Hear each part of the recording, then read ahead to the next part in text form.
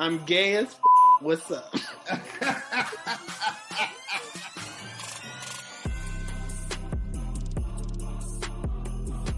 My name is John Derek Mitchell. My pronouns are he, him, his. If you feeling it, we could say her or girl. And what I do for the LGBT community, I help with raising money for homeless youth. Growing up, I was told that the LGBT community was not the place to be. I was always shunned and hidden away from that. My father was in the military. I didn't really see him until I was about 11. My brother took on the role as my father. And my brother was like, the stickler for let's play football, let's play baseball, play with the boys, don't play with the girls. It's wrong to play with the girls unless you're gonna play with the girls like you dating her. Yeah, that's how it was growing up. It was a no-go. The first person I told was my niece. I told her when she was 18. And the reason I told her was because we lived a sheltered Baptist/Christian life where we were always guarded, like I said, from the outside world. So when I introduced her to it, she was like, "You're not gay." She said, "You just a pretty boy." I was like, "No." But I really shocked her world when I said, "You're going out with me so that you can actually see my full life." I took her to it was like a house party. And she was like, "All these people are here." I said, "Yes, they're all gay." Then because I was in the ballroom world already at that time, I took her to a ball. That took her over the moon. She was like, "Wait, he's gay? She's gay? All these people? But he's fine." I'm like, "I know, but he's on my team, not on your team." I'm like, "He may dip in your team, but he's coming back to my team." She was like, "I'm jealous." She said, "Why didn't mom and dad tell us about this?" I'm like, "Because they didn't want us to be who we really wanted to be." So, yeah, that's my ace boo, that's my Judy. Love your child. Be there for them. Support them. If they have a recital, if they have graduation, something where they're being honored, support them with that. That might be their moment. That might be their highlight. And if you're not there for that, that sticks with a child. So I am Kamari. My pronouns are her and him. I am a lesbian author and androgynous model. I'm always like girls since I was in pre-K. That's my first attraction. I never forget it. I love women. It is what it is. I feel like when you gay, you just know it. For me, I was born and raised into Christianity. So a lot of the times it was just demonizing knowledge that we were given. The first person that I told was my cousin John. Shout out to you, man. He is more like a brother to me. We grew up playing basketball. He was always that emotional support for me. But when it came to my sexuality, I told him one day, like, I like girls. And I told him during the time where I was struggling with the spiritual aspect. And he said to me, "You can't allow yourself to worry about what someone thinks about you."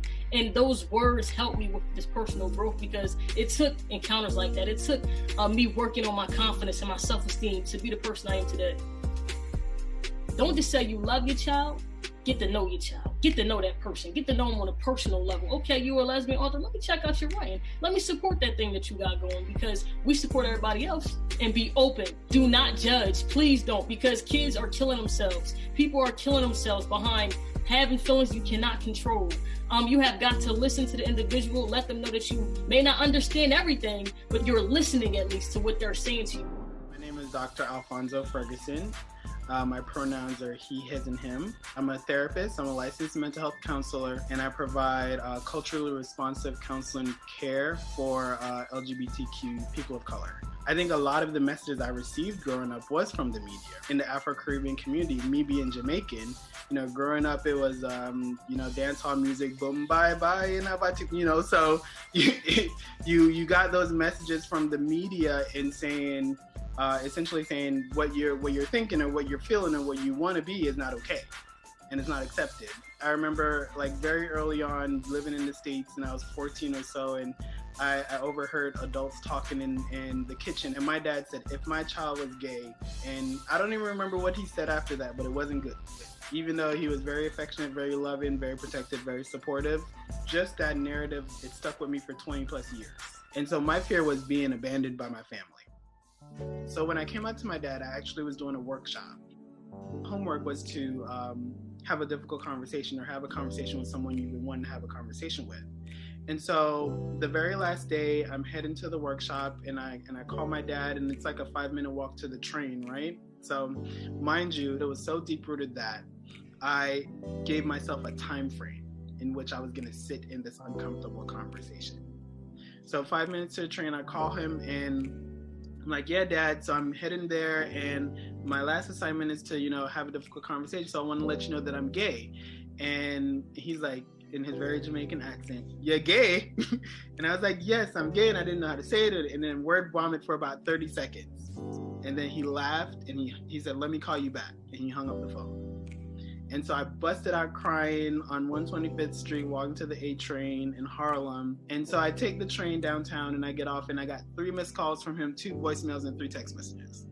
And he's like, call me back. So I call him on my break, and he said to me, I can't tell you how to live your life. Times are changing, people are changing, and I love you regardless. And I support you in whatever you do.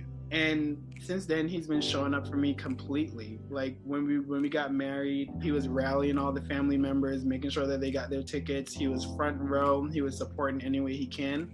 And I feel like I'm one of the fortunate ones, right? Because I know that it doesn't always end like this. Lead with empathy and lead with love. This person may have taken some time and thought it through and worked it up and built up this courage to have this conversation. My name is Amira Shanice. I go by she, her, and I am a writer, producer, director. And what I do to impact the community is to provide a platform for us to tell our stories our way using our voices. I was young when I realized I was queer. I was 9. I had a fake marriage to like a classmate of mine. So it was like the real deal. I grew up with a very religious family. I was really afraid of what other people would say. I was afraid that I would be judged, and I was just afraid that I would just be looked down upon or considered as other. The first person I came out to was my mom. I actually wrote her a letter, and I almost got too nervous to send the letter. So as I finished writing the letter, she literally called me, and I took it as a sign from God. I was like, okay, I'm just gonna tell her. So I read her the letter over the phone. At first, she was literally speechless. Like, she didn't say anything. She got off the phone. She called me back maybe 1 minute later, and at first she blamed herself because she was a single Black mother. I didn't really have a father figure around, so she felt like that had something to do with it. But she accepted me. I was her child, so she kind of just had to deal with it. She really didn't have a choice. So I love my mother for that fact that she just gave me that respect. Even though it was something she didn't agree with, she never made me feel bad about it. Try to understand your child and their partner, what they're going through, and give your support in any way, whether it's attending, an event they're having, just sending out some congratulations, or really just having that input and showing that you actually care for their self and their relationship. Love is a bond that you share with someone. It's a feeling, and it's something you really can't put into words. When you are in love or you do love someone, you're genuinely happy and you want to spread that love. So I think it just naturally liberates the world because you're spreading that energy. It's contagious. And when you love yourself, it's very easy for you to love other people. This is Amira Shanice, and you are watching BET Focus.